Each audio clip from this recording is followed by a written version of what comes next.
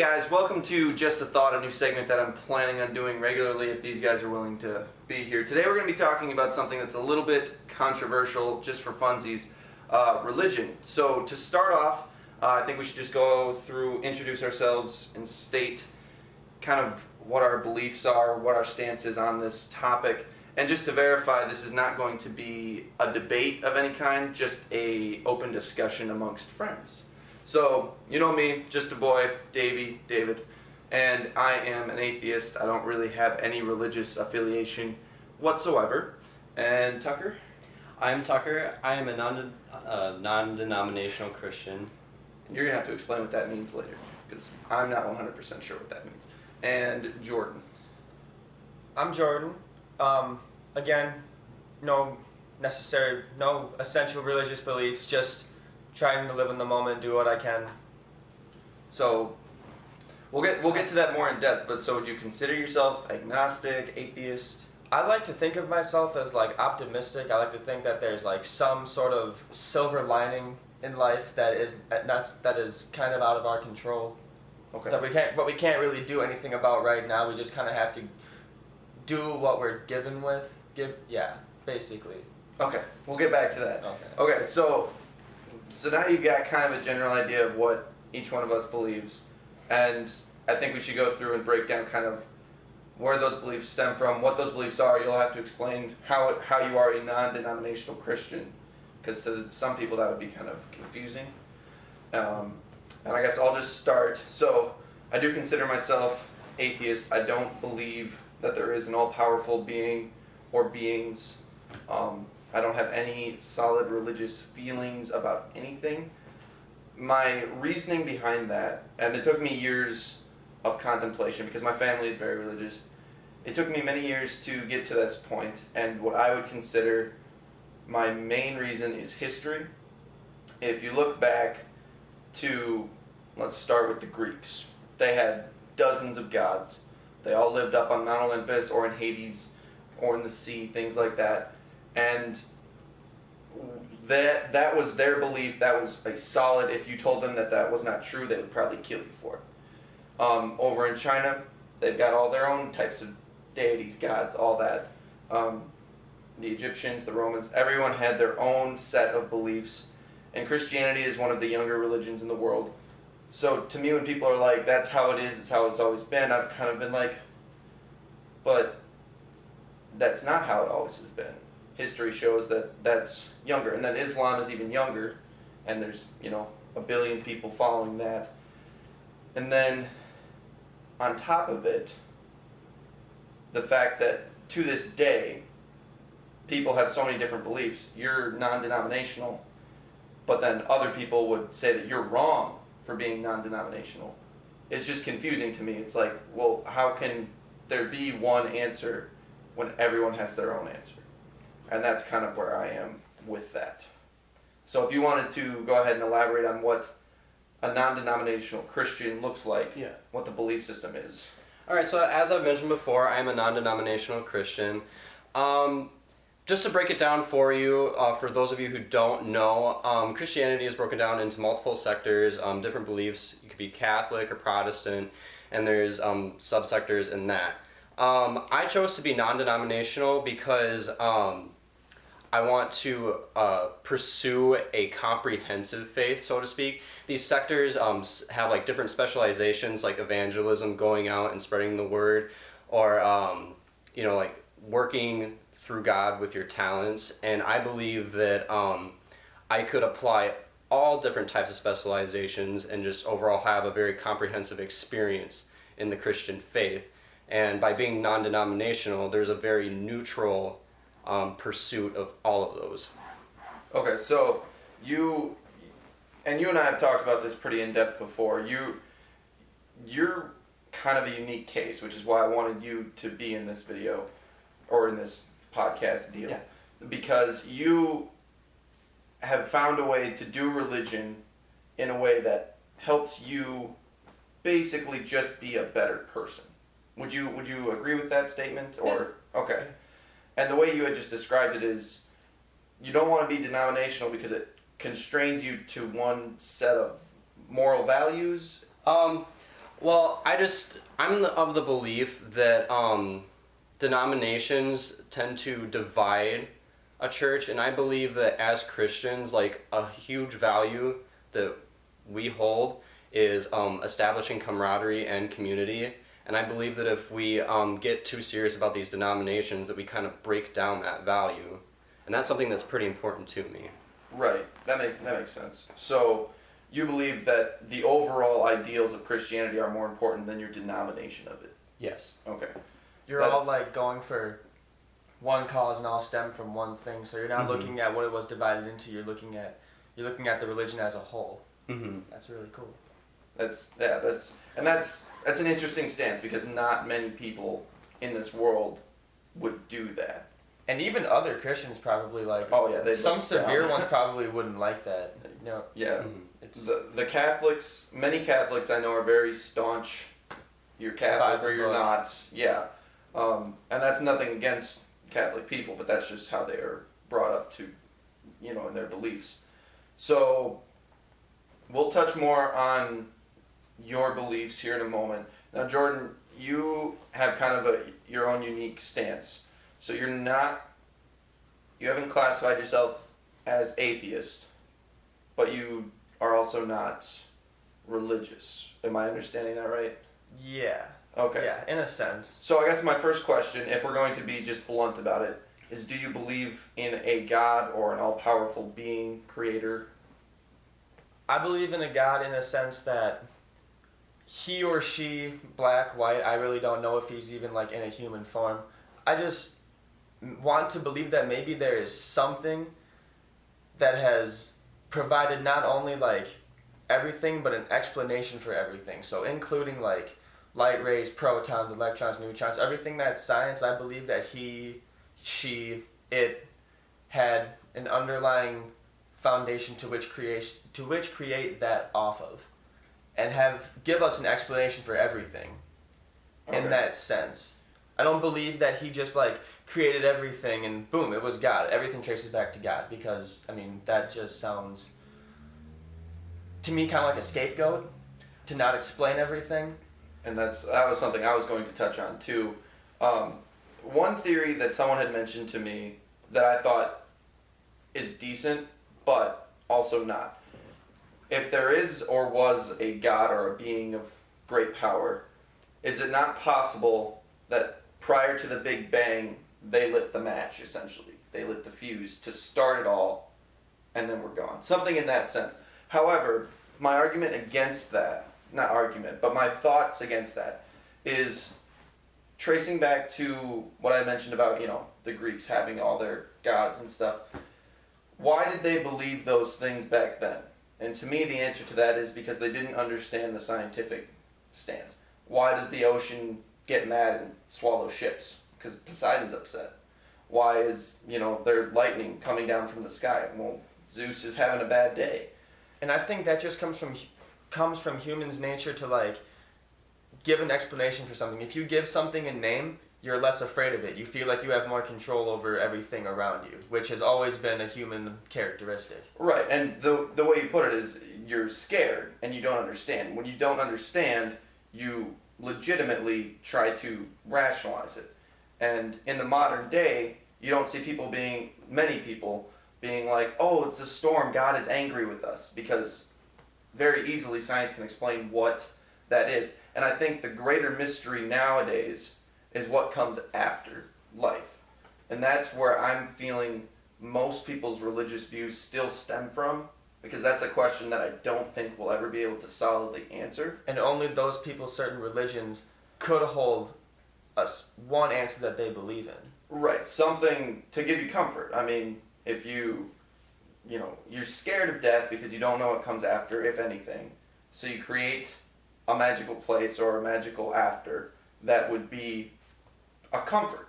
That's where grandma is now. That's where I will be someday. I will see everyone again. Right. That's basically how I've viewed religion for the past few years. Now I view it as necessary, first off.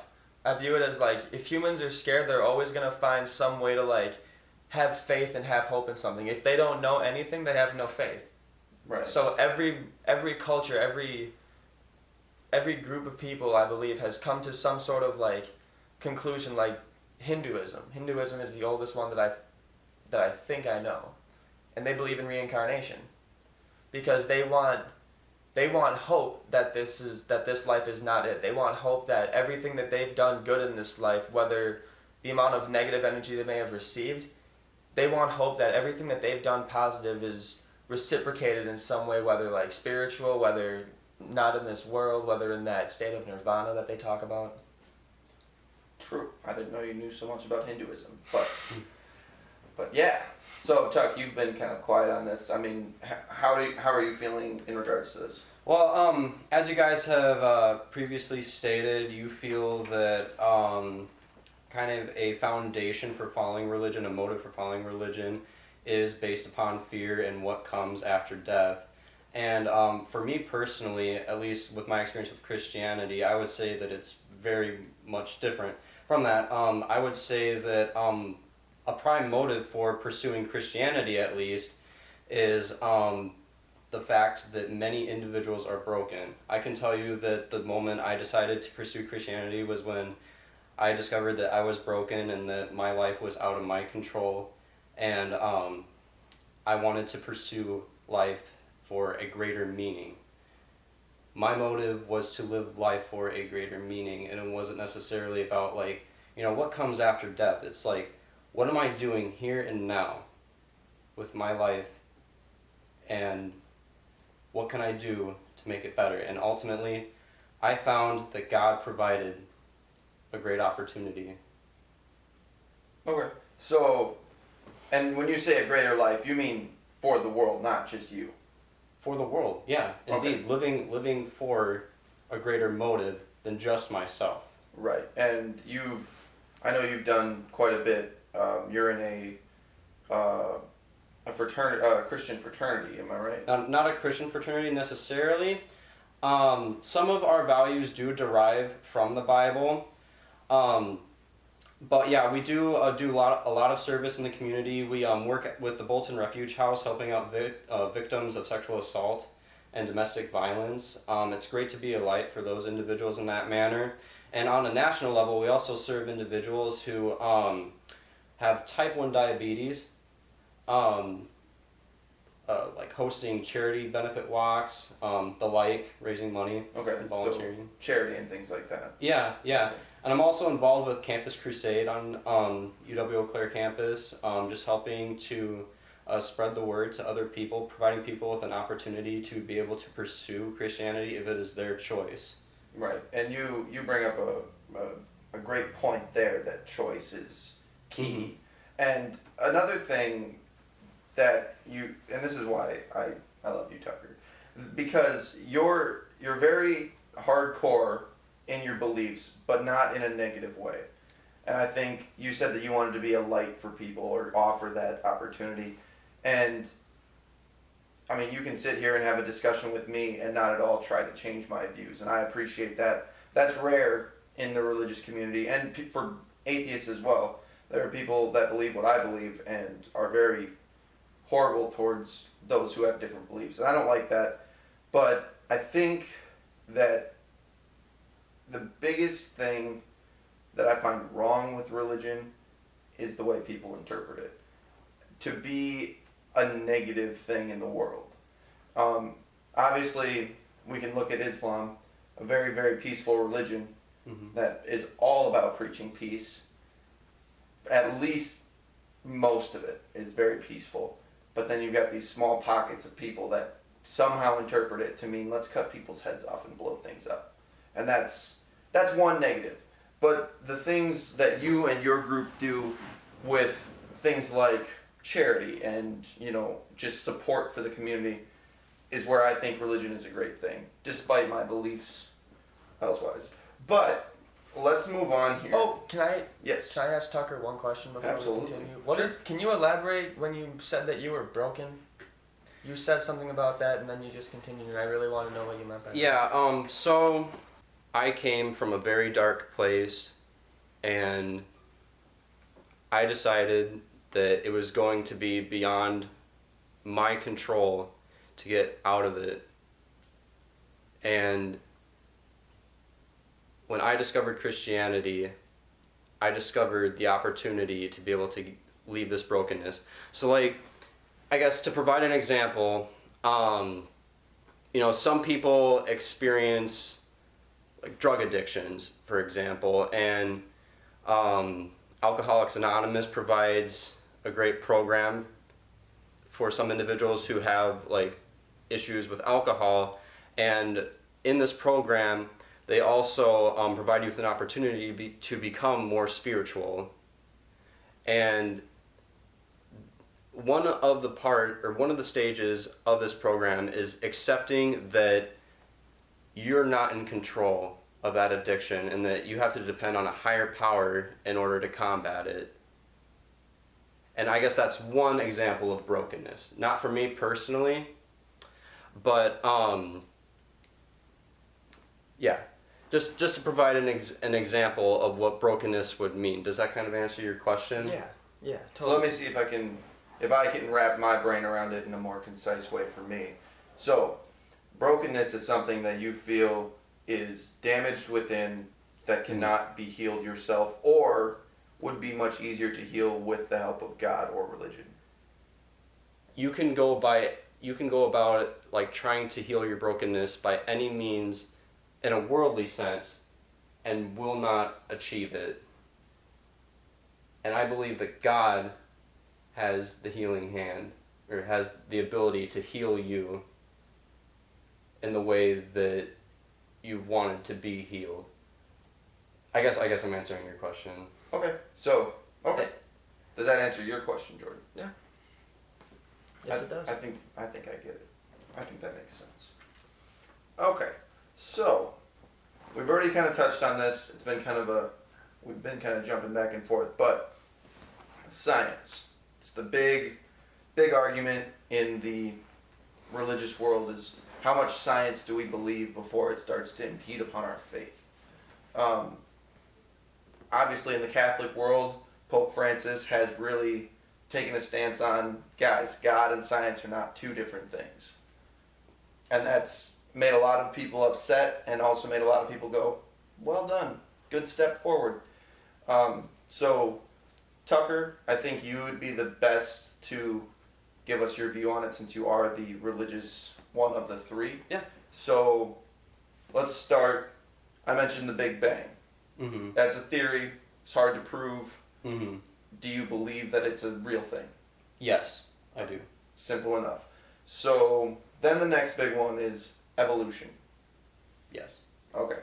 So, the idea of, I guess my question to you would be, since you do agree that evolution is most likely a legitimate thing and the Big Bang Theory is a decent theory scientifically, would you say that the Bible is to be taken literally or to be used as a set of morals? I would say it's a bit of both. Okay. Depending on what you're reading. Just to elaborate on how I believe that creationism and evolution are related, because I think that's what we're trying to allude to here. I believe that we'll take Genesis from the Bible, talking about how everything came to be. Genesis is the very general explanation of what happened. Evolution goes into the specifics of how it all happened. Day 1 through day 7 are synonymous with millions of years of development. So it's more symbolic than it is literal. Genesis ending. Or the Bible in general. Genesis. Okay. So the 7 days, for those not familiar, would be the 7 days it took God to create everything. Yes. With the seventh day being his day of rest.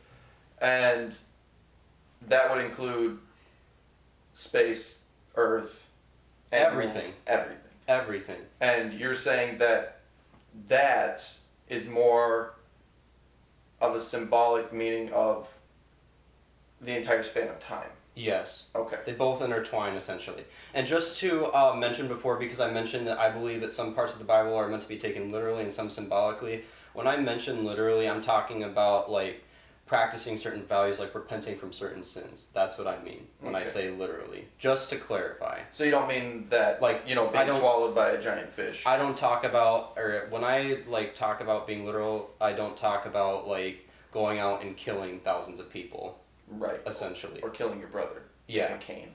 Okay. Anyway, Jordan, you, I know, are very big on learning, essentially. So I would assume that you have some baser knowledge of Big Bang, evolution, things like that. I don't know the terms as well. I know like I know what they are. Okay. I know what they like get rolling. You know what I mean? Right. Yeah. That was okay. a very silly way of putting it, but I know what they are. I know them. Okay. And you would say that you would probably believe it if you were given the whole theory. Like the whole idea with evolution, I believe it's logical. I mean, like, I don't think that humans like just came out of nowhere. I believe that it took us time. It took animals that aren't humans to make humans. Evolution. Yeah. Okay.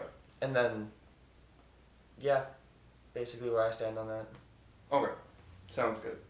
So then I guess let's just take it to the next point here, more modern issues. So, a couple days ago, the Supreme Court of the United States found gay marriage to be a constitutional right. Big thing, probably going to be the next big thing put into textbooks about what the Supreme Court has done. Tucker, I know you had mentioned to me that you spent a decent amount of time looking into it and contemplating its, not validity, but Just praying about it. yeah, trying to figure out from a religious standpoint how you feel about it. And if you wouldn't mind, I'd like to hear your opinion on it. Well, simply put, and I know for a lot of you out there who are religious, I know that this can be a very perplexing time for you guys. I guess the best thing that I can tell you guys at this moment is that God challenges us to be embracing and loving towards everybody. We are sinful, and we by no means are qualified to go out and convict other people of what might be considered sin. So, best thing I can say is let's go back to our foundation of what Jesus stood for, and that is love. And that, for me personally, I'm going to love people no matter what they do, who they are, what they practice. And that can go the same with this. People who are of this sexual orientation, I'm not going to turn them away. I'm going to love them, and I'm going to support them in their choices. Okay. And so you had used a hot button word there, choice. So I guess we're going to get a little bit more in depth. Do you consider homosexuality to be a choice, both of you? We'll start with Jordan because you just talked. So we're taking a tangent here because I like tangents. Homosexuality, would you consider it a choice? Because if it's not a choice, then maybe we've got an argument here in defense of God's meaning. I think in a world of pushing 8 billion people at one time, I honestly don't think it's really that absolute.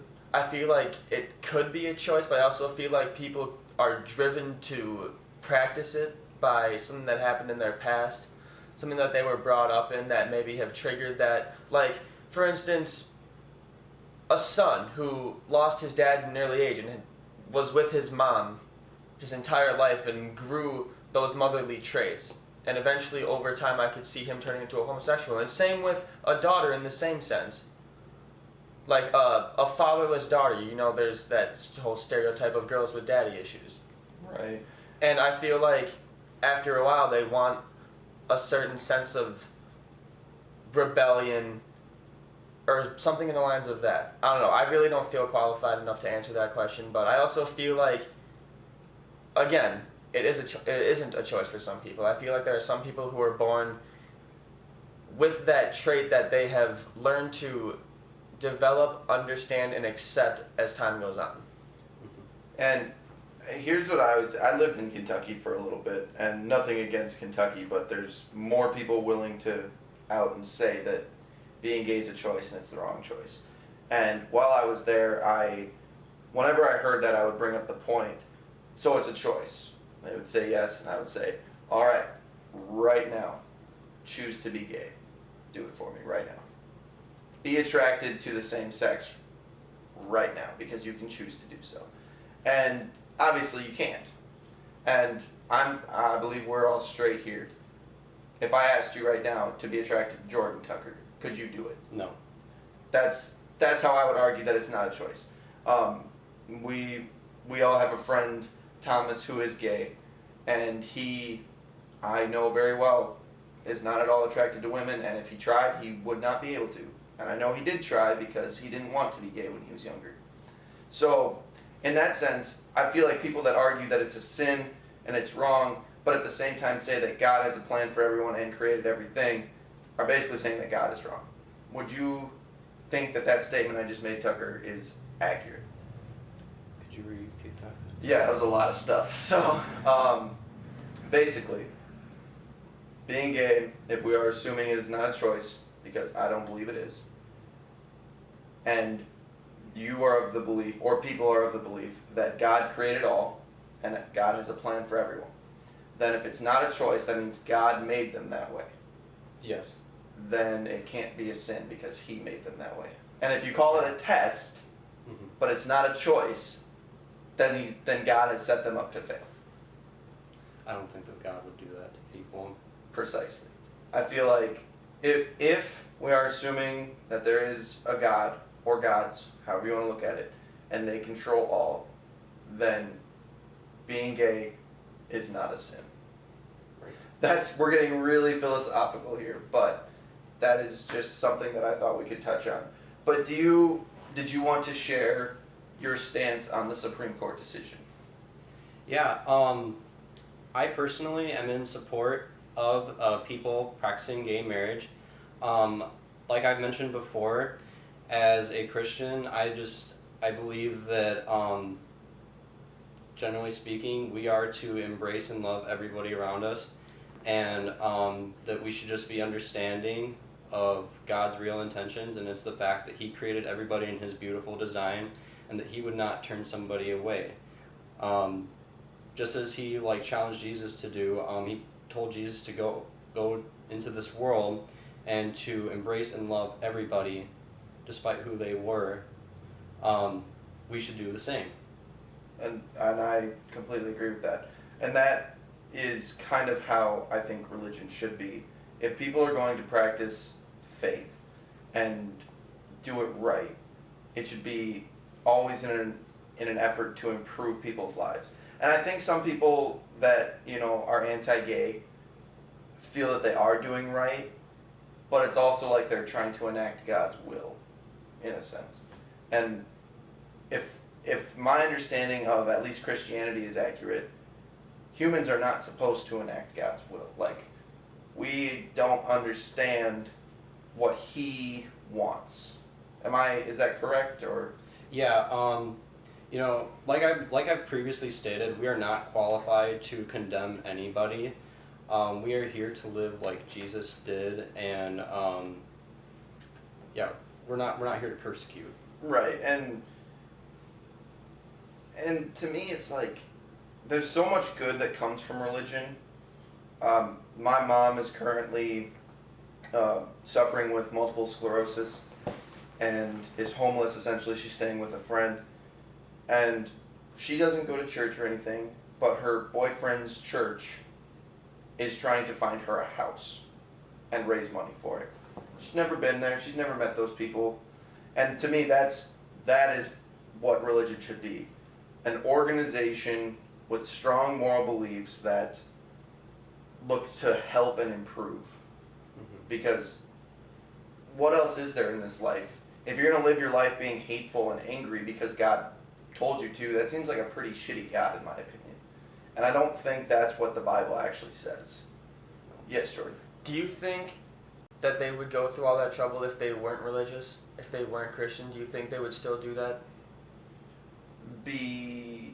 You mean like do the charity and stuff? Yes, be generous enough to like set up an organization like that to give money to somebody who needs it. Do you think if they didn't have that Jesus' will that you were talking about to help the less fortunate and to look upon everybody without persecution and to help them if you can, do you think that they need that religion to tell them that they have the power to do so? Or do you think that if they weren't religious, they could find it on their own to do the same thing? Yes. But do you think they would go through all the trouble to do so if they had to do it on their own? Well, you don't even need to, be hypothetical with this. In the real world, there's plenty of organizations that are not religious based that seek to help people. The Gates Foundation, for one. But I'm just talking about religious organizations that do that. Do you think they need a religion to do right? Do you think that if they didn't have that religion, they wouldn't do it? Yes. Let Okay. me talk. No, so I do. I think in those situations, yes.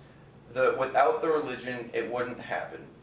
Because Tucker, you go to church most Sundays and you see the same people and communicate and you have a community within that church. It's much easier to be willing to be like, hey, we should help somebody when you're already all together. So in that aspect, if nothing else, religion brings people together where they can organize those types of things. But to answer your question, no, those people probably wouldn't do it just out of the goodness of their heart without organization from the beginning. Just because it's hard to do. I mean, there's plenty of things that I would love to do charity-wise, and I'm hoping with this YouTube thing I'll be able to. But without, that already solid group of people, you don't have the basis to start it. Right. But people are very charitable and helpful without religion as well. Mm-hmm. It's just, with it, it's much easier to get it going. Does that answer your question? Yes. Okay. Would you say that's accurate, Tucker?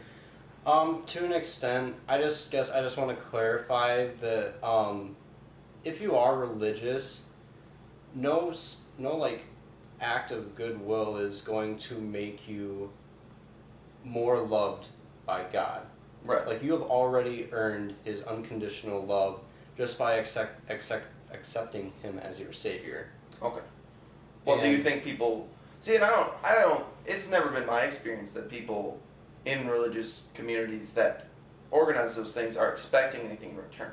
Mm-hmm. I've always seen them as just they see it as improving the world, not for God, but because of God.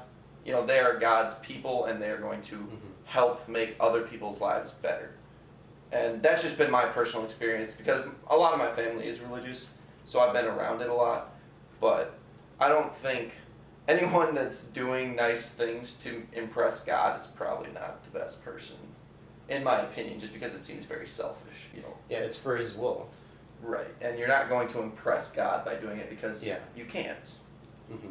But you've already impressed Him enough by accepting Him as your Savior and living for Him. Right.